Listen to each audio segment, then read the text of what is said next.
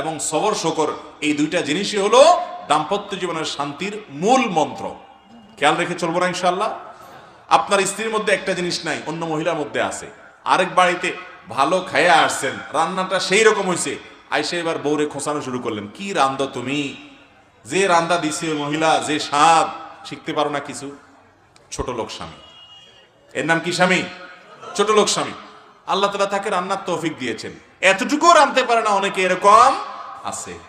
এই সাবকন্টিনেন্টে, পাক ভারত মহাদেশে পুরুষরা মহিলাদের থেকে যত সুবিধা পায়, শুকর আদায় করা দরকার। মিডল ইস্টে যায় দেখেন, নাকে চরকি লাগায় ঘুরে মহিলারা পুরুষদের।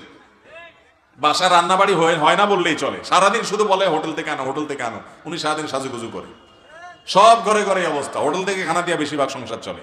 আর দেশে মহিলারা এত কষ্ট করে, তারপরও অনেক স্বামী অকৃতজ্ঞ আছে না নাই? নিমক হারাম স্বামী আছে। আর কিচ্ছু না করে আপনার স্ত্রী, শুধু আপনার চরিত্রটা যে হেফাজত করে, এর জন্য তো তার শুকরিয়া আদায় করবেন আপনি। এর জন্য আপনি শুকরিয়া আদায় করবেন।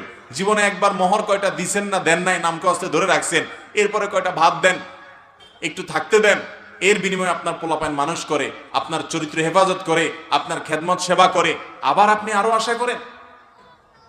একটা কাজের লোক লাগলেও তো চেয়ে বেশি করা লাগতো, অথচ তিনি আপনার স্ত্রী, আপনার সংসারের অর্ধেক, তার অর্ধেক আপনার। তো অনেক স্বামী এরকম ছোট লোকই করে। আবার